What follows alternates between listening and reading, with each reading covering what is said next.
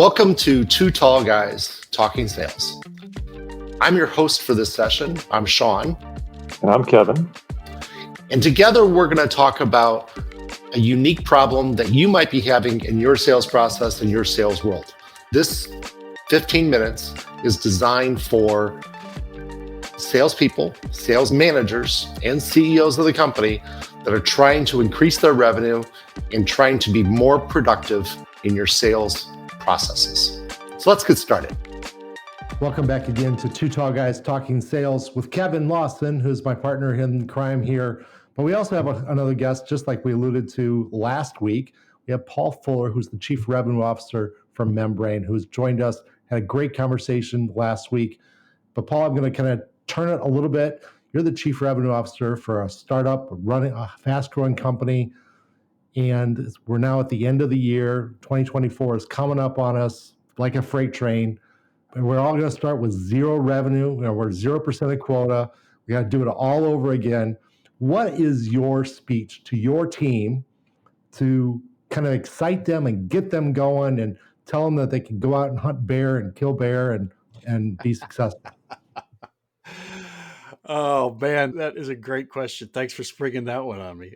Fortunately, I'm going to use this as a moment to brag on my team. I love my team. I think they are awesome. We've built together this year, and I think it's just got an awesome team. That being said, I think it goes back to the why and the opportunity. For us, our why, and it's really important that people get on board with this if they're going to do it, is to elevate the sales profession. That's elevating ourselves, elevating our partners, and elevating the companies we work with. If we're not helping them sell more effectively, we are not doing our job. That's an awesome why. Not every company can talk about a why like that. I'm fortunate, I'm blessed, I'm able to do that. And it's a why that's inspiring. Because if you think about everything around you, it's been sold. It has been sold. You look left, this microphone I'm using, been sold. Had a salesperson involved, So that's a great why. I always go back there. And then the second is opportunity. And that's an individual. And I'm not a rah-rah speech guy, but I love coaching. I love sitting down with our team, and I love seeing where they want to go for the year. I want to see how I can help them do that. And I want to dive in 100% and talk about that opportunity and make it become a reality. Because that is one of the cool things about this. Instead of looking at, I went back to zero, the cool things about it is I can say, man, we got an opportunity to kick some ass. And I hope I'm allowed to say that, but it's true. That's where we can go. That's my rah-rah speech, Sean. With two tall guys, we're always going to make room for the feisty point guard who's going to take it, be the ball carrier and get us back into the zone. Hey, for anyone who's listening now who hasn't caught our first episode with Paul, which was last week, go back and check that out. He dropped some knowledge bombs. He just gave us some great information there about coaching, but Sean and I put this podcast together for the purpose of giving to the community. Community, listen up. Paul dropped book titles and methods, and it's kind of the cheat code to making your brain bigger for the coming years. If you want to get into that, go check out those books he mentioned last week, Baseline Selling, Changing the Game, and The Jolt Effect. He also dropped some knowledge in there around tools that you can use and how to interpret charts. And this stuff dates back to we'll just call it before technology was so prominent. But the reason it's still valuable to talk about is because good management is always good management, whether you're doing it with high technology influence or low technology influence. And that's why we're here, to draw out these gems. Paul, that was awesome.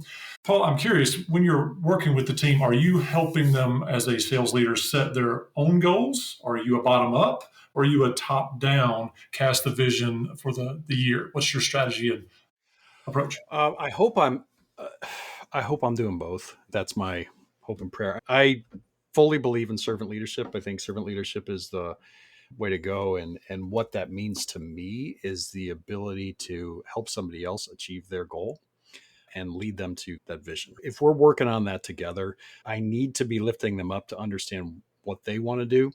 But also there is the reality of what the company has and what the company needs. And I think one of the kindest things that we can do together is understand what that gap is between what the company needs and what we're able to provide. I think that's just a reality check.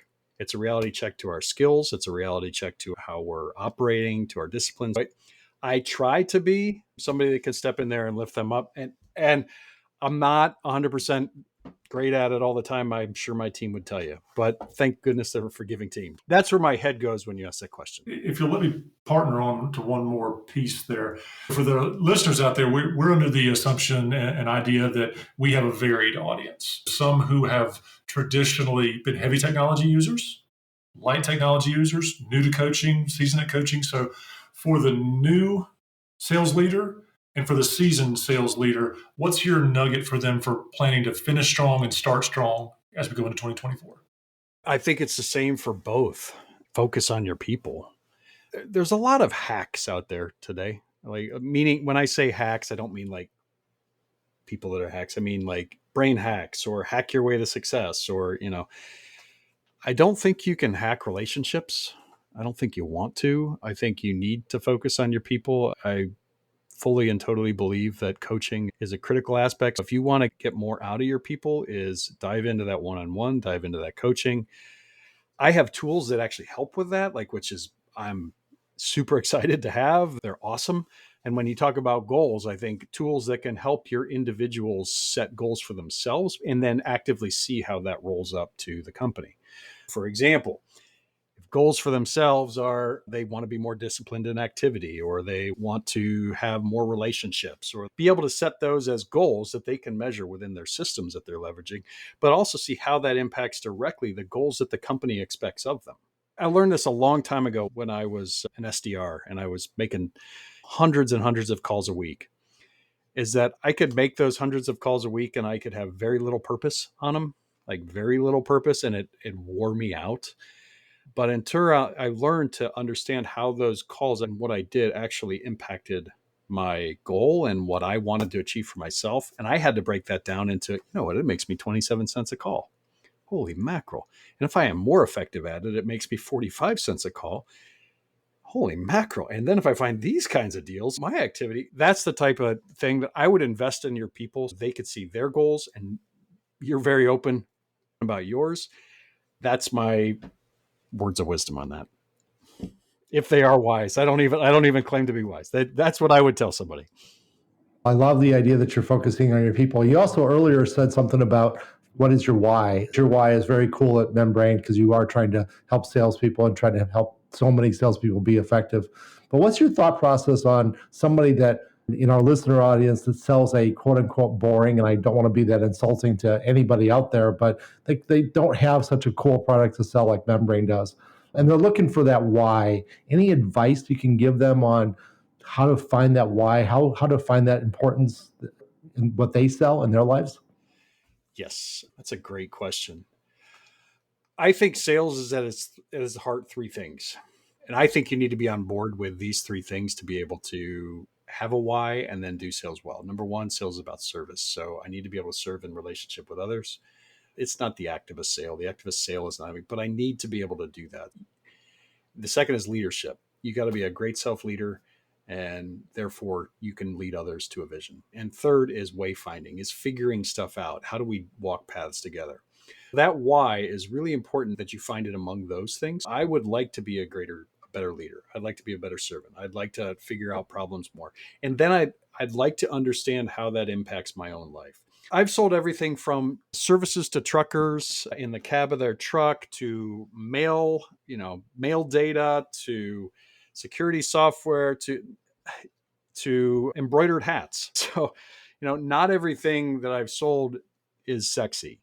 Not every company I've sold for has a huge vision.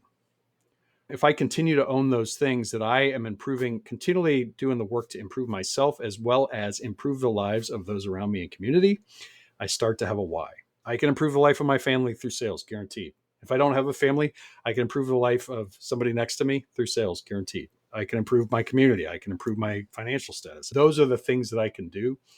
It's getting the why down to those things, even if it's as simple as I can have a vacation next week or next year where I didn't get to have one this year. And I want to lease a nicer car. I mean,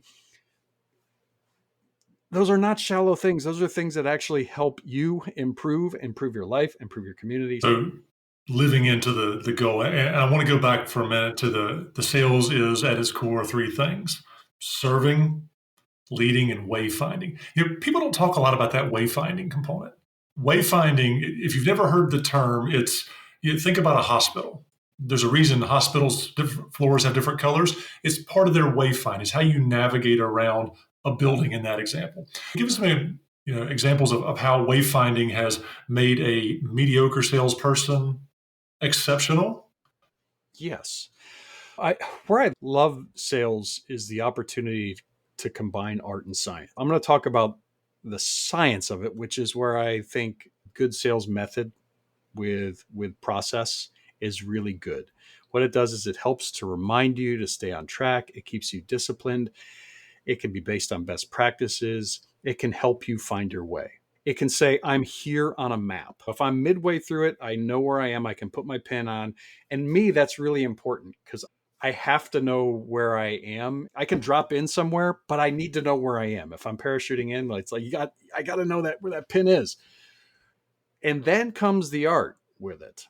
I think this is one thing that we need to train salespeople to do more effectively is the ability to take that method and that process and then be able to get creative and understand truly what's important and how their buyer is buying, and then be able to sell into that. We're not relinquishing control of a sales process. We're finding our way together is how I like to think of things. We need to own what we own and own that process and own that methodology and then find how it fits into their organization.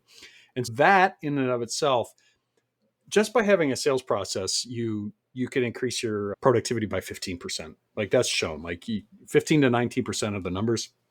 When you get people that are really good at navigating it and really good at then being able to apply that to their buy cycle and the company's buy cycles, you start to get magic to happen because it's you're figuring stuff out together and it becomes a mutual adventure. It's not here's how you buy from me. It becomes a mutual adventure and people love those mutual adventures. Last week when you were on, we didn't give you time to do any kind of commercial. We got about 2 minutes left. Hit us with a commercial about you, about your company, and tell us how to get a hold of you for those people that want to do that. My name is Paul Fuller. I've been in sales since the dark ages now. I started in sales in about 2003. Find me on LinkedIn, Paul Fuller. I work with Membrain, Membrain, like the brain. Sales optimization platform. We get lumped into the CRM category. I owned a sales as a service firm for a long time, and this is the tool that I wanted to build. It's the tool that I created a sales training university within that firm, and we had some amazing method that we used. We had so many great tools, but it was never perfect. I saw Membrain and it was the perfect tool because you can implement methodologies, you can implement training. It's actually a really helpful tool. Salespeople love to use it. And I can get all the data I need as a chief revenue officer. It's amazing.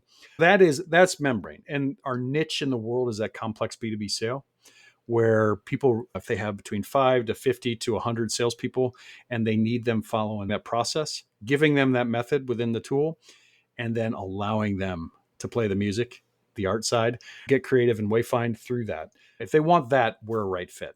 If you're a churn and burn, one call close type place, there are many other tools that are much better than we are for that. But we look to empower complex B2B sales. Fantastic. Well, Paul, you're a heck of a guest. We really appreciate your time. I want to wish you the best in this holiday season. And as we crest the final wave and head into the end of the year, we want to wish you all the success in next year as well. Paul, thanks for being on. Thank you for having me, and everybody keep shining bright out there. Have an amazing holidays.